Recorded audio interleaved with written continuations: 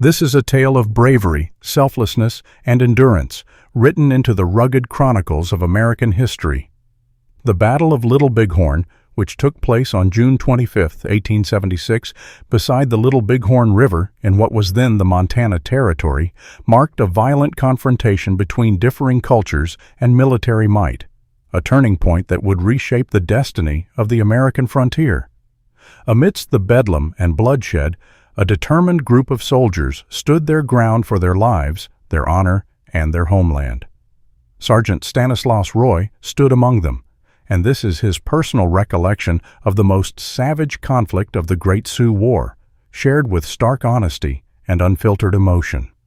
Travel with us to the battlefield's heart, where the echoes of gunfire and cries for help still seem to linger across the Montana grasslands, and where the enduring legacy of the American soldier lives on. Now, sit comfortably as we guide you through this compelling account. While you're watching, remember to like this video and subscribe to our channel to keep supporting this growing community.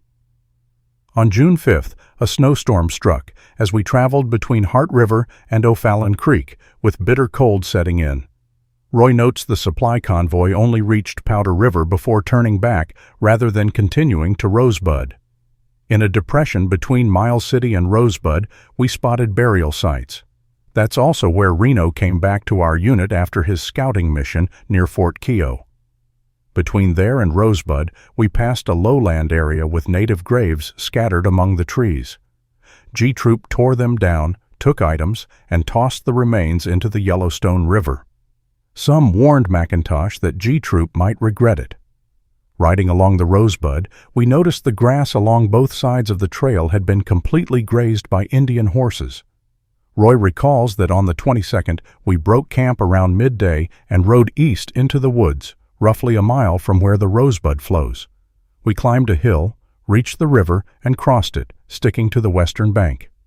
Custer likely followed that same trail, now aligned with the road. Roy remembers hearing that Bob Jackson and Billy Cross never crossed at Fort A. No one recalled seeing them during the valley fight or near the river's west bank. There was a small timber line, maybe 50 yards wide, on Fort A's western side. Reno's forward movement consisted of companies G, A, and M lined up in that sequence. After crossing, we set up in formation, and while we prepared, I heard some soldiers exclaim, "There goes Custer." We spotted him off to the right, across the river on the hilltops. We got off our horses about 200 yards in front of the tree line, and the skirmish line advanced toward it. Company G was placed on the right, A in the middle, and M to the far left. Roy insists there wasn't any forest right of the line. Several Indians were firing at us from timber positioned just ahead and to the right, shooting diagonally southwest. The skirmish line extended west from the timber's edge, not exactly where Roy marked it on his map. Roy saw Charlie Reynolds, wounded and unmounted, trying to keep up with retreating troops, musket clutched in hand. After my horse was hit, it panicked, but I held on and made it through. We were ordered back from the front and moved about 50 yards into the woods to retrieve our mounts. I spotted Wallace, mounted and leading G Troop out. I asked someone where my horse was, and Wallace replied, "Take any horse you can and get moving." We exited through the southern part of the timber. Roy estimates he held the skirmish line for about 20 minutes, fired 20 shots, and saw ravines near the hills swarming with Indians firing diagonally at us. He also saw Indians on the opposite riverbank, circling toward the timber's eastern side. As I entered the woods, I saw Gilbert leading 4 horses, one of them mine. I mounted and caught up with the group, shouting for Gilbert to follow. I left the woods a bit late, maybe 75 to 100 yards behind. I caught sight of Reynolds again, wounded, on foot, and still fighting. Moments later, my horse took a bullet to the jaw. It collapsed, got back up, and I quickly mounted again. When the horse fell, my sling belt flew off, and I lost my carbine, leaving me only my revolver. I made it to the river safely. The water reached the horse's belly. I started ascending the nearby bluff. The horse bled badly, so I left him behind during the climb. Word was going around that Reno would rendezvous with Custer. I told Moylan, "Captain, I'm dismounted."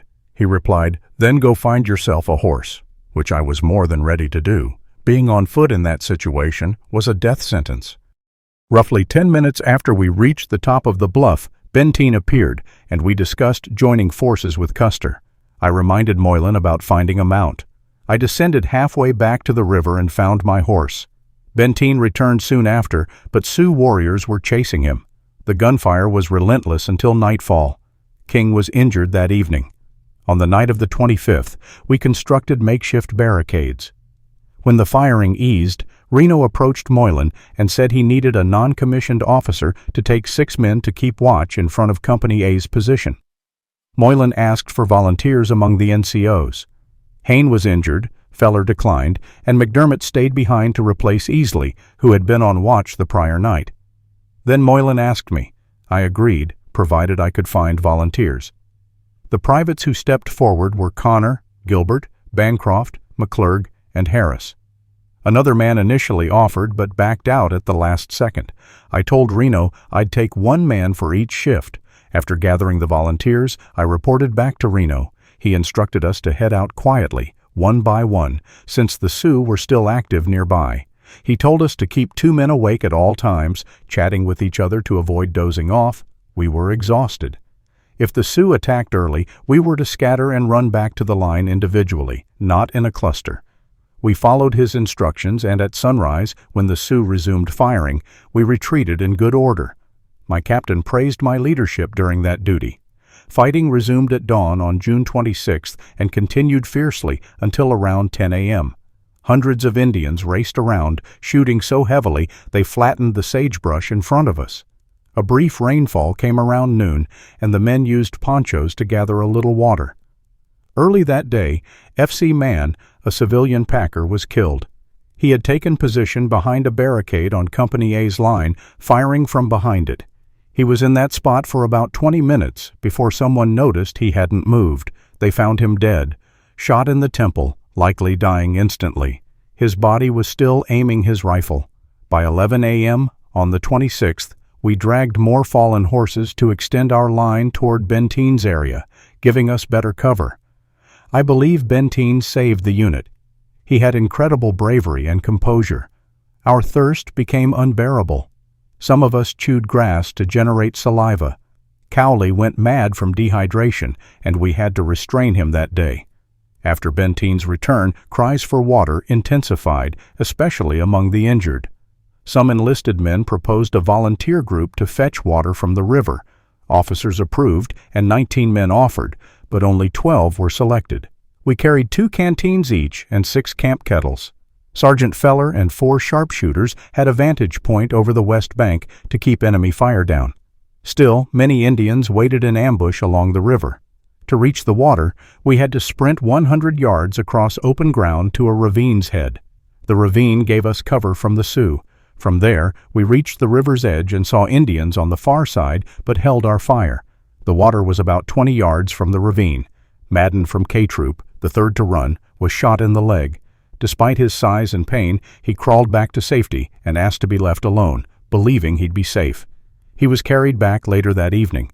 The water detail included Roy, Gilbert, Madden, Wilbur from M Troop, Bancroft, Harris, Voigt, Peter Thompson, Golden, Tanner, and Coleman from B Troop, though Roy isn't sure of those last names.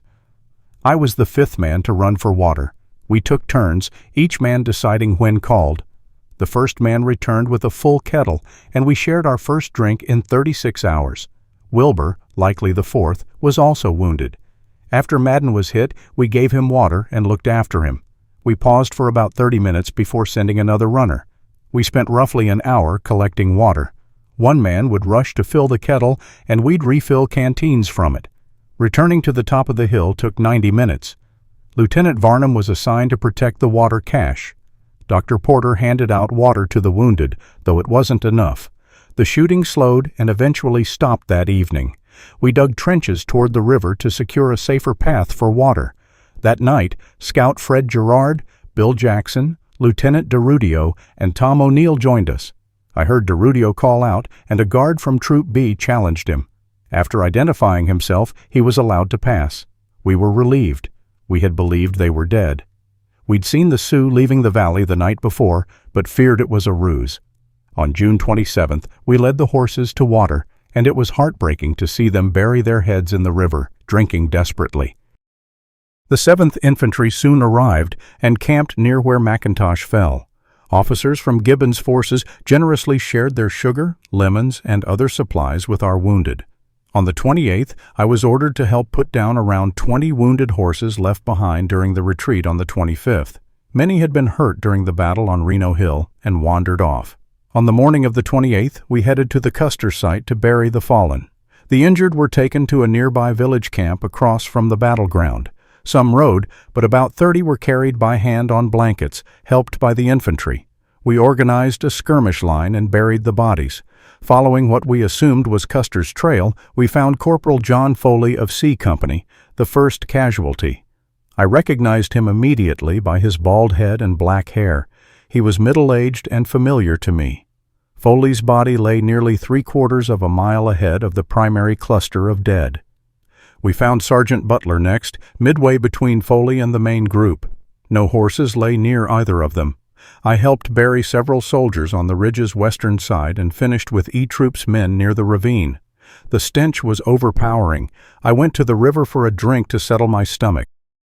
I hope this first-hand narrative offers a fresh perspective on the Battle of Little Bighorn and the Great Sioux War of 1876. More stories like this are coming soon. Stay well, and I'll catch you in the next video.